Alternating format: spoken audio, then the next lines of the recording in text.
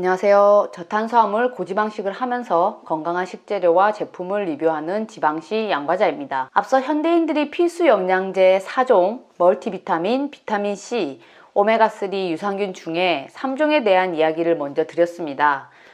각 제품들 추천도 드렸죠. 못 보신 분들은 영상 더보기란과 댓글 상단 고정에 각 URL을 드리겠습니다. 이제 기본 4종 중에 네 번째 유산균 이야기를 시작을 하려고 하는데요.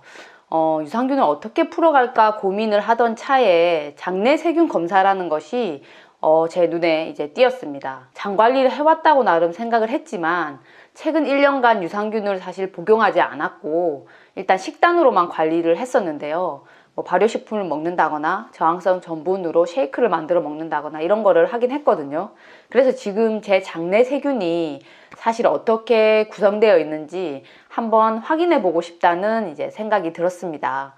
그래서 이왕 하는 김에 저희 멤버 4명 모두 검사를 받으면 좋겠다 싶더라고요. 그 충격적인 결과는 다음 방송에서 공개하도록 하겠습니다. 과연 제가 유해균이 적고 유익균이 많은 상태인지 아니면 그 반대인지를 그때 한번 볼게요. 오늘은 일단 이 검사가 어떻게 구성되어 있는지, 왜 장내세균이 건강과 연관이 있다고 하는지에 대해서 간단하게만 짚고 넘어가겠습니다. 제가 저탄수화물 고지방식 하기 전부터 장에 대한 관심은 있었습니다. 특히 제가 관심 있는 면역력에 장 건강이 중요하다는 이야기를 매스컴을 통해서 많이 들었었고요.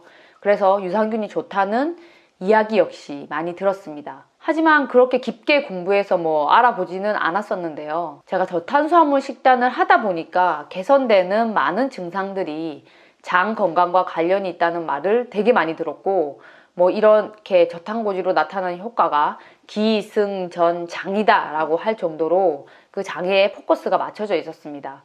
그래서 저 같은 경우는 만성 피로, 알레르기성 비염, 다낭성 난소 증후군, 피부 등이 되게 좋아졌는데요. 다음에 이런 제가 효과 본 것에 대해서는 이제 따로 다음에 한번 말씀을 드릴게요. 일단 그래서 장과 관련한 책을 제가 찾아서 읽기 시작했습니다. 처음 읽은 책이 장내세균 혁명이라는 책인데요. 여기 데이비드 펄머터라는 신경학과 의사이면서 동시에 영양학 전문가인 저자가 쓴 책입니다. 이 책에 따르면 장이 건강해지면 뇌와 연관된 ADHD, 우울, 불안증, 자폐, 기억력 같은 게 개선이 되고 알레르기와 연관된 질환들 그리고 염증성 질환들이 개선된다고 얘기를 하고 있습니다. 여러분들 유산균 뭐 먹을지 골라볼 때 이 균주는 임상시험으로 검증된 균주를 사용했다 이런 말을 많이 보게 되죠. 이 균주들은 각각 면역력 증가라든지 염증 개선, 장 트러블 개선, 알레르기 개선 등 증명되었다라고 이제 막 적혀져 있는데요. 이런 연구 결과들을 보면 유산균이 분명 건강에 유의미한 효과를 줄 수 있겠다라는 생각이 들고 저 역시 이제 그렇게 믿고 있습니다. 인간의 신체를 둘러싼 균에 대한 연구는 사실 이제 오바마 정부에서 진행한 대형 프로젝트 중 하나였습니다. 이 프로젝트로 수많은 균종과 그 유전자 서열이 밝혀지고 이들이 우리 몸에서 어떤 기능을 하는지 연구가 되었죠. 하지만 건강한 그룹과 질병을 가진 그룹 간의 장내 세균총이 다르다는 것과 그 기능에 대해서는 많은 연구에서 밝혀졌지만 장내 세균총이 나쁘다고만 해서 그것이 이제 질병을 유발하는지에 대한 연구는 아직도 이제 모르는 부분이 더 많이 있습니다. 앞으로 계속 이 장내 세균이 연구돼서 여러 가지 이제 그러한 것들 이제 밝혀지기 바라겠고요. 일단 저는 유산균을 먹자고 여러분들에게 권하고 싶습니다. 유산균 먹기 전에 일단 제 장내 세균 검사에 대해서 말씀드릴게요. 제가 저탄고지 식단을 잘 하면서도 증상이 다시 안 좋아지거나 제 현재 상태가 궁금해서 했던 검사들이 현재까지 총 4가지 정도 되는데요. 이제 장내 세균 검사까지 더해서 이제 5가지 정도 제가 했습니다. 처음 저탄수화물 식단을 시작할 때 모발 미네랄 검사라는 거를 받아서 제가 느린 대사 판정을 받았고요. 이 대사 상태에 따라서 사실 영양제 처방이 틀려지거든요. 그래서 이것에 대해서는 이제 다음에 기회가 되면 또 여러분들에게 말씀을 드릴게요. 두 번째는 식단하고 비염이 되게 좋아졌는데 다시 슬슬 안 좋아지기 시작하는 거예요. 그래서 왜 그러지? 해서 이제 받아본 검사입니다. 식품 민감성 검사랑 지연성 알레르기 검사, 장누수 검사 이렇게 3가지를 동시에 받았었고요. 검사 덕분에 원인을 찾아서 제 비염이 다시 좋아지게 되었습니다. 이제 5번째 검사인 장내 세균 검사입니다. 이건 대변을 받아서 그 안에 세균이 어떻게 구성되어 있는지 알아보는 검사인데요. 유익균인 비피도박테리움, 락토바실러스, 그리고 중간균인 박테로이데스, 그리고 유해균으로 알려진 클로스트리디움으로 이렇게 4개 그룹으로 나눠서 분석이 되고요. 여러분들 유산균 이름 볼 때 앞에 나오는 단어가 사람으로 따지면 성이고 뒤에 나온 단어는 이름으로 보시면 되거든요. 예를 들면 락토바실러스 애시도필러스라고 하면은 락토바실러스가 성이고 애시도필러스가 이름인 거죠. 그래서 여기서는 비피도박테리움 C, 락토바실러스 C, 박테로이데스 C, 클로스트리디움 C 이렇게 크게 성으로 나눠서 분석을 했고요. 구체적인 이름까지는 나오지는 않습니다.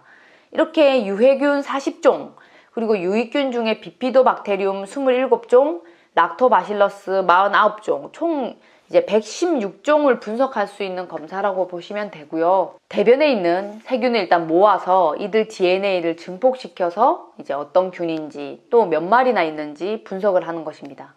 검사 방법은 이제 보니까 리얼타임 PCR을 통해서 분석을 했는데요. 이 리얼타임 PCR은 원래 DNA를 증폭시켜서 보는 PCR 방법을 조금 더 발전시킨 방법입니다. 제가 이걸 처음 본 게 한 15년 전에 이 리얼타임 PCR을 처음 본 것 같은데요. 일단 지금은 되게 일상적인 PCR 방법이 되었습니다. 그래서 이제 우리 대변에서 채취한 세균의 DNA를 뽑은 다음에 각 성씨에 대해서만 반응하는 DNA 조각을 넣어주면 그 세균의 DNA가 샘플에 만약 있다면 그것이 이제 막 DNA가 증폭이 되게 되는 거거든요. 근데 어떻게 이제 몇 마리 있는지까지 알 수 있냐 이런 걸 생각해 보면 만약에 이 반응을 PCR이라는 반응을 7사이클을 돌렸는데 DNA가 최종적으로 만약에 128개가 나왔다. 그러면 이게 2배씩 증가하는 거니까 거꾸로 2로 나눠보면 되거든요. 64, 32, 16, 8, 4, 2, 1. 그래서 7단계로 나눠보면 처음에 한 마리 있었구나 라고 알 수 있다는 겁니다. 그래서 우리 장내 세균이 어떤 비율로 구성되어 있고 몇 마리나 장에 있는지 알 수 있다는 거죠. 일단 저는 이게 집에서 검체를 채취해서 택배로 보내면 된다는 장점이 되게 좋았거든요. 검사 신청을 하면 이제 변기에 변을 볼 수 있게 시트가 같이 오고요. 그래서 변을 본 다음에 또 그걸 체변할 수 있는 면봉이 있어요. 그걸 여러 군데 변을 묻혀가지고 체변을 한 다음에 액체에 담궈서 이제 보내게 됩니다. 그러면 이제 며칠 뒤에 검사 결과지가 메일로 오게 되고요. 이렇게 검사지가 오게 되고 안에 여러 가지 이제 차트가 있어요. 이런 차트가 이제 분석돼서 오는데 분석된 내용을 보면은 비만 세균 구성 비율, 그리고 유익균과 유해균의 구성 비율, 그리고 이들의 균체 수가 몇 마리나 되는지 차트입니다. 과연 저희 4명의 비율과 균체 수가 각각 어떻게 나왔는지 궁금하시죠? 저도 되게 궁금했었는데요. 다음 영상에서 제가 빨리 알려드리도록 하겠습니다. 기대해주세요. 제가 새롭게 알게 된 건 검사하기 전에는 유해균은 무조건 적어야 하고 유익균은 무조건 많아야 좋다고 생각을 했습니다. 근데 유익균이라고 해서 너무 많은 것도 좋지 않고 너무 적은 것도 좋지 않다고 해요. 락토바실러스 같은 경우에는 균수가 너무 적으면 식욕 부진 증상과 연관이 있다고 하고요. 유익균인데도 불구하고 균수가 너무 많으면 오히려 비만에 취약한 면을 볼 수 있다고 합니다. 유해균 역시 클로스트리디움이 무조건 낮을수록 좋은 게 아니라 유해균이지만 비정상적으로 낮은 그룹은 면역 질환이나 자폐 등에서 상대적으로 더 취약하다고 얘기를 하고 있고 절대적으로 높고 낮은 것보다는 적정 범위를 가지고 있는 것이 중요하다고 이 검사하는 센터에서는 얘기를 하더라고요. 따라서 이걸 알고 나니까 제가 지금 유산균을 고르고 있는 중인데 이제 정리하고 있는 중이거든요. 보니까 한 캡슐에 4,500억 이런 것도 있어요. 이걸 나중에 제가 권할 수 있을까라는 생각이 들긴 하더라고요. 너무 많은 게 또 좋은 건 아니거든요. 일단 지방시 4명의 결과를 기대해 주시고요. 이 검사에 대한 자세한 설명이 더 보고 싶다면 영상 더보기란 하고 댓글 상단에 검사를 볼 수 있는 URL을 남겨드릴 테니까 궁금하신 분들은 더보기란에서 그걸 확인해서 한번 그림으로 설명이 돼 있거든요. 그런 걸 상세히 설명을 한번 보시기 바랍니다. 그럼 검사 결과 영상을 빨리 찍고 편집해서 올리도록 하겠습니다. 오늘도 봐주셔서 감사합니다.